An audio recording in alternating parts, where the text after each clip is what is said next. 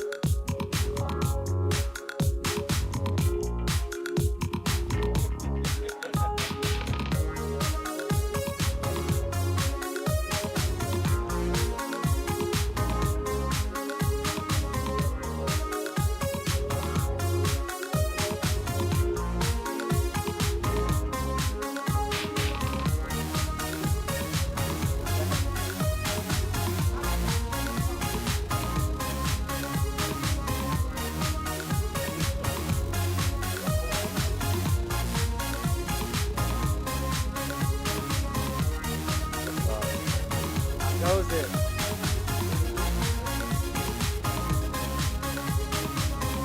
Write your name down for president. Wait, is the camera on?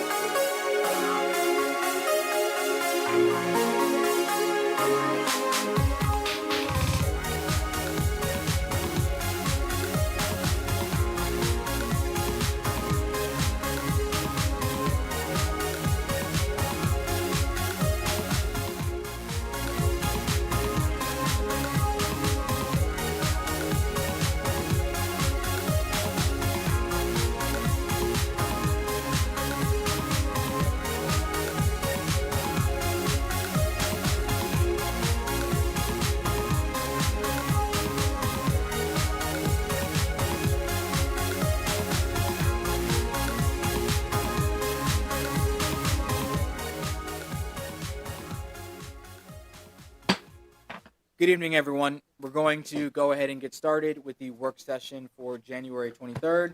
I will turn it over to Mr. Manager. Good afternoon, Mr. Mayor, members of the City Council. At this time, I'm pleased to introduce Derek Perry, Assistant Director of Development, who will share the significance of our Downtown Historic District designation and, more importantly, our work to prepare and market the former Greek Orthodox Church. This is one of several presentations over the next 30 days that we plan to bring to you that focus on our downtown revitalization efforts. All right, good evening. Excited to talk with you all today, as City Manager mentioned, talk a little bit about the historic district for downtown, as well as the implications for that, and then most recently some work that we've been working and completed as to the former Greek Orthodox Church. All right. So downtown Newport News Historic District, you all had received a briefing on this back when the idea had come up, it had started been developed, and really want to point out multi-step process for that establishment, which was ultimately completed in August 2023. But from start to finish, it was around a 15-month period that started back in May 2022. This was led by private sector interest that saw the value in establishing a historic district for downtown and how it will help and support the redevelopment, adaptive reuse of many of the historic structures still remaining downtown.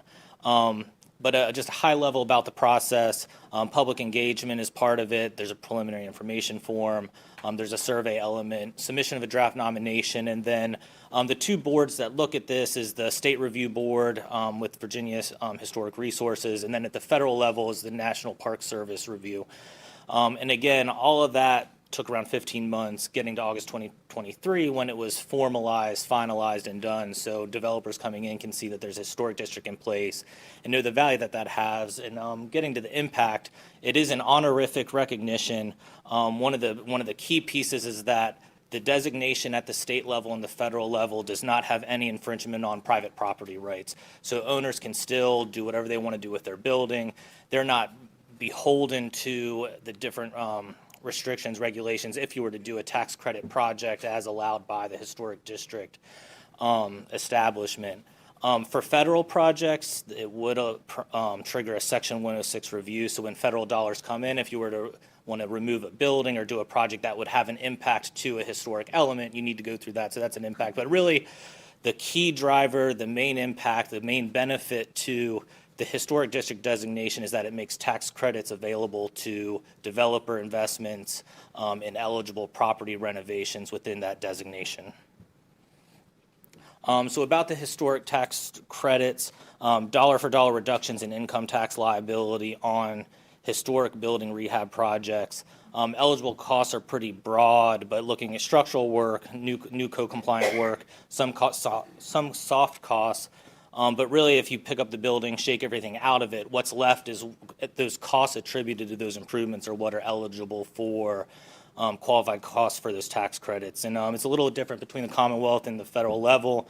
25% credits are available from the state of Virginia, with 20% credits being available from the federal government. And again, for those projects, the improvements need to meet Secretary of Interior standards for rehab. And then there's a couple of additional qualifications about the amount that gets spent, whether it's at the state or the federal level. With both programs, some folks may choose to use the tax credits to reduce their own income tax liability. Other folks may choose to sell those credits. And typically you're looking at 80 cents to 90 cents on the dollar when you go and sell those tax credits. So it's a very effective tool for infusing capital into a project that has made the cash flow able to work on a lot of these rehab projects, particularly for adaptive reuse for multifamily, which across the Commonwealth and then in our application in Newport News is where you've seen a lot of the projects pop up is conversions of buildings to support multifamily development. And then this is a picture or a map showing the designation for Newport News. So it's a little amorphous. But it's based on historic patterns of development associated with Newport News downtown. Downtown Newport News is unique in terms of its designation, is that it's looking at buildings that were developed over a period of time that still retain their architectural integrity. So time period between 1892 all the way through to 1973, you have different styles of buildings that were developed during that time period that makes Newport News unique in that it shows all of these different styles. You can see on the right, the yellow stars show projects that have received credits to date. So even since its inception back in August, there have been projects that have taken advantage of that tax credit benefit with almost 1 million credits, state credits claimed to date, and around 750,000 federal credits claimed to date. So we're seeing the benefit of that, and even through the process of establishing the zone, and now that it's established, that has been a driver for developer interest in downtown Newport News, looking at both assets that are publicly held that may be eligible, but more importantly, assets that are still privately held and controlled, and there may be adaptive reuse scenarios for those properties and taking advantage of the historic credits. So that's kind of where we're at and kind of where things. It goes up roughly to 35th Street on the map, so from 23rd Street up to 35th Street. But as you can see on the graphic, it's not a complete just square rectangle block. Well, what about the areas that are adjacent? Some of those areas, while there's buildings there, they're not contributing to the historic district, so they would not have been eligible as part of the designation. Commonwealth Preservation Group, who's the firm that helped support the application for this, and they've been involved in a number of the tax credit applications for projects downtown. They did a survey of all of downtown and looked at where those zones are historically relevant to the designation. Which shifts us, I think, to now with the Greek Orthodox Church. As a framing piece, planning goals through both the Superblock charrette that was completed as well as the Downtown Reimagined Plan. A couple of the high-level goals that were reinforced through these efforts are enhancing public corridors, preserve and celebrating existing historic and significant buildings. So that gets back to that purpose of the historic district, the value that it has in implementing our plans. Maximizing visual and physical connections to the waterfront, so work that's being done with the James River Strand. And then preserving those waterfront open space and connections and creating welcome gateways. So this work with both the historic district as well as some of the other private-led work, public-led work, and then now the work with the Greek Church really fit into those two planning efforts. I'm not going to spend a whole lot of time on this slide, but there is a lot of private-led investment occurring now in downtown. There's a list of a number of residential projects that are underway. Over 300 units are in the pipeline through these mix of different projects, some of which have already been completed. So Walker Place Apartments across 23rd Street. The Youth Challenge Women's Shelter is supposed to be completed this March. The Men's Shelter is supposed to be completed in December of this year. And then the Monument Company, so the former Virginia Specialty Stores, Montgomery Ward Building, that is supposed to be complete in 2025. So you have stacked project schedule of a number of private sector investments that will come online, bring people to downtown, increase the number of residents here, which then supports where we spend, where we invest, create events, public events, different draws to the community, but have that baseline of population here that can support businesses all times of the day.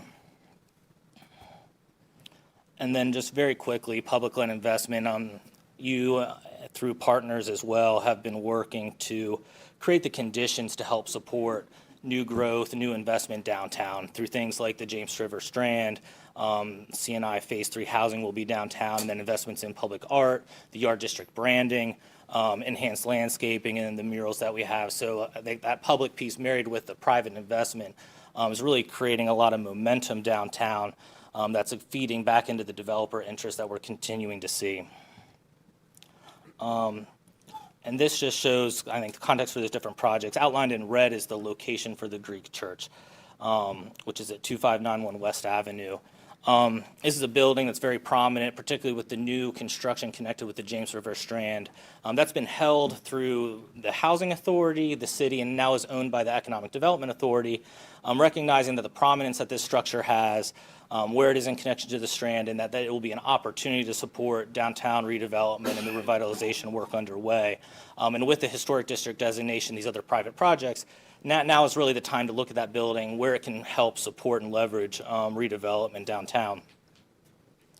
What did you say on the Orthodox Church? It's owned by our Economic Development Authority. And just a few pictures. You can see the outside, relatively good shape. However, a lot of the windows have been boarded up. And then inside, you can see the condition, which the EDA has spent money through the years in continuing to stabilize the building. So investing in the roof, investing in the structure, investing in securing the property to keep it from getting into a deteriorated state that then makes it less unable to be adaptively reused and have to be torn down. So that investment's kept this asset in place to be able to leverage this development work. There's actually 3 levels. There's a basement, which you see in the bottom left. There's the main worship area, assembly area, and then there's a second floor that has some office spaces. And the configuration of the building will have impacts as it relates to potential reuse scenarios, as well as the tax credit side, which I'll talk about in a moment. So that we applied, Department of Housing and Community Development has a Industrial Revitalization Fund grant that we have taken advantage of in the past for other projects within the city. So 2510 Jefferson Avenue, as well as the offices at 25 and J, benefited from that program. They created a separate program that's a planning grant to help build a pipeline for those construction projects. So we applied for that program and were awarded funding, $90,000, to support market positioning work, building assessment and characterization of the Greek church, with the goal being to build a package that can communicate the property to developer interest, minimize some of the questions that may come as part of a due diligence in between survey, market analysis, building condition, and have a good base of information that can be a jumping off point for working with the developer, soliciting interest to get to what would be a development project. Are you certain what you want it to develop into? Housing or offices or what? If we'll bear through the next couple of slides, and I think I'll answer that question. Oh, I'm sorry. And so the building analysis side is looking specifically at the physical building. So we'd had a survey completed, which would be the first thing a developer would ask for to know what the property is. Environmental analysis, with a lot of the work that we had done to stabilize the property, some of the elements like old drywall has been removed. So, but at least an analysis for where there's still lead-based paint, where there may be asbestos-containing materials. A code review is part of that. The building's not ADA compliant, so laying some of that information out. Conditions assessment, the building is in good shape, which is, I think, the good news coming out of all of this. While there's some wear and tear on the property is due to its age, it is overall in very good condition. And then on the building system side, anything would need to be kind of all new. Historic tax credit piece was an interesting response. So Commonwealth Preservation Group, who did a lot of the work for the downtown designation, they were part of the team that helped evaluate the building. And where they came in their recommendation, their thoughts through this process was there needs to be a strong cost-benefit analysis for what value you get out of the historic tax credits and the value that has the capital infusion to the project versus the trade-offs in terms of the strict design, characterization, design elements that need to be worked into the project. The requirements in place to take advantage of the historic tax credits is very strict around how you reuse or how you need to retain the assembly areas, the worship areas within religious structures. And with that being such a large footprint of this building, that makes the use of historic tax credits maybe not so optimal. Similarly, the building does not lend itself as well to multifamily development, where if you were taking an office conversion or an old warehouse conversion to multifamily, that it would make a lot more sense. So that was one of the nuances in the response, that it's not necessarily a given that you're going to pursue historic tax credits for this project, but there does need to be that evaluation. And that message would obviously carries with this project, but also others downtown, of what is the value that this program brings to this deal, and it may not always be relevant. We held 2 public engagement sessions as part of this over across the street at Coastal Fermentary. A lot of good feedback through that process from the folks that were able to attend. A lot of the folks looked at the preservation of the structure. We heard a lot of comments around music, entertainment venue, how do you leverage the building for that. Also had a lot of good conversation. There was an exercise called Snakes and Ladders that looked at challenges and opportunities. So funding was a big piece. Finding the right development partner was a big piece in terms of the challenges. But resoundingly, as far as opportunities, folks acknowledge that this is a key position on the waterfront next to the Strand, and that should be leveraged to really support that investment. The market study mirrored a lot of that feedback. They evaluated a number of different use scenarios for that building between restaurant, entertainment space, event space, which is where their recommendations landed, but they also looked at office, more conventional uses for that space. On the chart, I know that's hard to read, just really quickly, the blue, that shows visitation for the businesses, the area across the street on 23rd Street, so where Coastal, Ironclad is, the apartments. If you look at where the December 22 opening is and the blue lines that spike, that was when Coastal Fermentary opened. So you go from having a couple thousand visits up to 41.8 thousand visits in 2021, then 70,000 in 2022. You're really seeing the value that just those businesses alone drew in visitation to downtown, which was, I think, one of the more compelling, evidence pieces coming out of the market study. And those visits were for the entire year? Those are across the course of the year, yep. So they ping cell phone data is how they get that information. So when folks go within a geofence, they'll ping the data and are able to kind of aggregate that up, which is pretty fascinating. And the last couple slides, because I want to get to the pretty pictures, the consultant firm that we worked with ended up kind of taking all that feedback from the market study, from the analysis, and really putting this in just clear terms is leveraging the waterfront connection, leveraging the historical character of the building, and then using the structure to support downtown's vision and adjacency, and trying to fill a vacuum for third places within the city, and how this property can be used to advance that. So the last couple, part of this, we're conceptualizing what the building could look like. This isn't what it will be, but really what it could look like, recognizing these goals that from the market study as well as the public engagement session. So this is a shot looking back toward the James River. So how do you create an outdoor space that can complement the amphitheater at the James River Strand, have that spill out outside space. This is a concept for recognizing that the assembly area needs to retain in its current configuration, or could. How do you leverage that for interior dining? So again, just concepts, but really something to show the art of what is possible, knowing that this would all ultimately need to be designed. Then just another shot looking back toward West Avenue of that outside area, how you can make that a gathering space for folks, something that complements where you do public events at the Strand. Recognizing still that when you get a developer team involved, get design underway, it may look a little bit different, but again, trying to use this both with the building assessment as well as these renderings to pique someone's interest, get them interested in the building, because it will be a big lift to turn that property into a great asset. And again, we're using this as a jumping off point to begin marketing the space, talking to folks that may be interested ahead of what will likely be a solicitation for developer interest. So with that, I'd be happy to take any questions. What time period are you looking at, or the EDA is going to target for opening up bids for this development? We're talking through that with the EDA now, but I think we're recognizing that with the interest in downtown from developers, a lot of the new investment that's already underway, that the timing is right now. So that's something that we're going to bring to the forefront. We want to be able to capitalize on this interest while we have it and continue to build that pipeline of projects. So over the next 1, 2, 3, 4 years, we're continuing to see new growth and investment in downtown that'll hopefully snowball and create more, particularly with the ongoing work with the investment at the shipyard.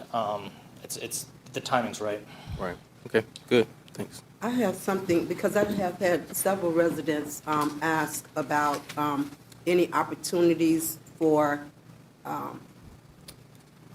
from development to be able to help small businesses from the area, or people who may want to start something, who live in the area. How are we incentivizing people who live here to be able to make an investment instead of everybody just coming outside? I think we need to really look at maybe even if you're looking at those places that have been not leased for, what, about 10 years, Liberty area, where the Shipyard Apprentice School is, though some of those places have not been leased since that building has been built. So is there any way we can look at any type of financing that we have that maybe would be able to support some small local businesses in the area, maybe to be able to incentivize? You know, I've thought about this a lot. Is there some money from EDA, IDA that can allow for maybe a buy down of the lease amount for 6 months to a year, so you can attract the people who are from here and just want to get a jump start? Absolutely, and I think we're always talking with businesses that have an interest, and if folks are talking with you, feels free to refer them to us. And there's the existing loan programs that we have available. I will add, we did receive resurgence grant funding for the implementation of a rent reimbursement program that's being piloted in the Southeast community. So we're thinking of those ideas on how to mitigate some of those costs that folks will have in terms of the lease cost, those upfront costs that folks have. But we do have our standard programs, loans, facade grants for buildings that need improvements that we're always looking to leverage. Thank you. Anything else from City Council? I think we're good. Thank you. Thank you. Next up, before we go to closed meeting, we have comments, ideas, and suggestions. We'll start to the left to Mr. Manager. Yes, Mr. Mayor. Yes, Mr. Mayor. The first announcement and really the second announcement following this all relate to our efforts that we have previously shared with you about taking advantage of opportunities to improve our ability to provide services to the homeless. So the first announcement has to do with our regional homelessness plan. And I'm pleased to announce that the Local Initiative Support Corporation, or LISC, as most of you know the organization, has agreed to fund a regional homelessness study to identify new solutions to address homelessness on the peninsula. So going forward, we'll complete the funding application that they have provided for us. We'll then go through a procurement process to select a contractor, and then we'll undertake the scope of work. So what's significant about this study compared to previous efforts is that it does work with our neighbors and looking at new solutions to what has been a very burdensome and challenging problem for our community. I've had the opportunity to speak to some of my peers in the neighboring communities. They're looking forward to learning about the outcome of the report and how we can possibly bring forward some new solutions that are regional in nature and not just solely on the backs of the city of Newport News. So the second announcement really relates to the Four Oaks Day Service Center. So additionally, we're finalizing actions now with regard to a contractor who will review our operations and services at the Four Oaks Day Service Center. We expect to make a formal announcement about this work in the next coming weeks. The contractor will address the Department of Human Services goal of designing and sustaining a homeless response system for persons experiencing a housing crisis with a concentrated focus on reducing unsheltered homelessness and improving operations at the Four Oaks Day Service Center. The scope of work identifies the performance objectives of enhanced client engagement, reduced unsheltered homelessness, and accelerated access to successful housing outcomes. Thank you. Does this mean that they will be allowed to stay nights there? I mean, I'm just trying to think of the implications. No, I think the focus of this work won't particularly bring that recommendation to bear, but ultimately that is a matter that this council can address. In order to have the homeless stay at the Four Oaks Day Service Center, you will have to pursue a zoning ordinance amendment to allow for individuals to stay overnight at that location. Yes, I knew there were restrictions, but it is a matter that could be addressed. Yes. We'd have to get federal permission. When we acquired it, it was for Yeah, a day I know, center. that was one of the restrictions, right? Wait for the regional study. Well, it was. So I think there are a couple. Sorry. I think there are a couple of answers. When the property was zoned for this new use in the zoning matrix, this was a recommendation that came forward to the Planning Commission. And that was to restrict the use. It was also the intention of the council at that time to see if the Four Oaks Day Service Center could demonstrate that it would be an effective solution. And so the conversation at the time was, rather than open it up as a residential facility, let's grow into it and demonstrate whether or not it would be successful as a day service center. With the idea, again, at that time, that if council wanted to revisit the issue, you could pursue an amendment at some future point in time. But the other matter that Kali is raising are the conditions in which we secured the property from the federal government when it was made available to us as surplus property. And those federal laws say that we cannot. No, they put restrictions on how we could use the property since we got it for free, essentially. It doesn't mean we can't go back and ask them to change the restrictions. I think their main concern will be that it's used to support homeless activities. Correct. So, but at the time, we told them we wanted to do a day service center, and that was what was in the restrictions. Yeah. But if you look at the money that we spend with the homeless, the churches that take Port, on. yeah. I mean, you look at that kind of money, and it could very easily be an overnight thing. That would be maybe even cheaper than what we hand out to the churches now for a very chaotic, I think, situation. And I think when I think we're all excited to see the data from the study. And I think, just want to give Alan and the staff a shout out working with Liz. Good. I think that was the hardest part, is getting the funding for the study. I think when the study comes back, I think then we'll have some further conversations once the study comes back. Okay. When is it we expect the result? I expect this study to get underway in the next 30 or so days. There is an application now that the funding was approved that we must complete, and then this will be a regional study, so it'll be coordinated through our Commission on Homelessness and the other member jurisdictions on the peninsula. So we need a little bit of room to start maneuvering. We'll still need to put out a procurement and solicit for a contractor. And then once we select a contractor, we should be well underway. We can share announcements with the council and the public about how they can participate. Yeah. Okay, thank you. I just want to remind council members that the statement of economic interest is due. The mayor has asked that my office review it along with the city clerk, and they need to be filed with the state by Thursday of next week.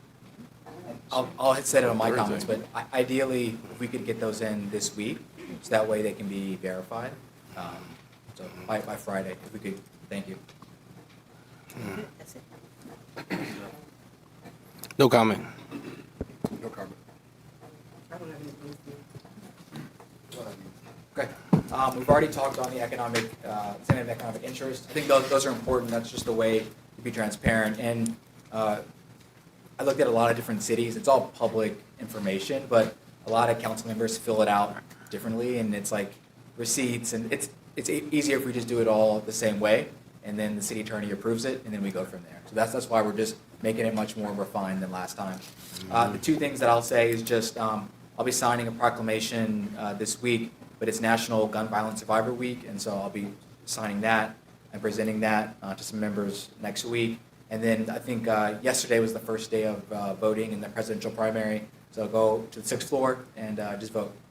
And I think with that, we'll go to closed meeting. Thank you. All right.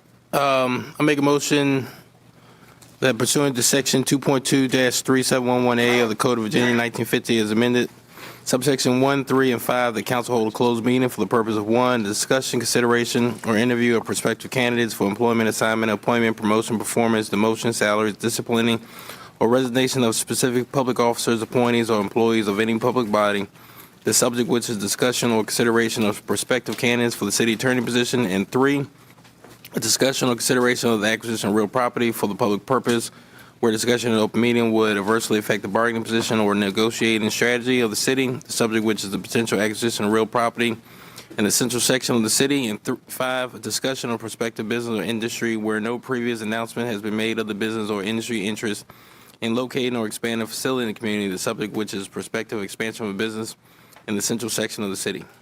Second? Moved and seconded. Please call the roll. Councilman Harris. Mayor Jones. 4. Councilman Long. 4. Councilwoman Vick. 4. Councilwoman Woodbury. Or Vice Mayor Bethany. 4. Councilman Ely. 4. Motion carried 7-0. Thank you, everyone.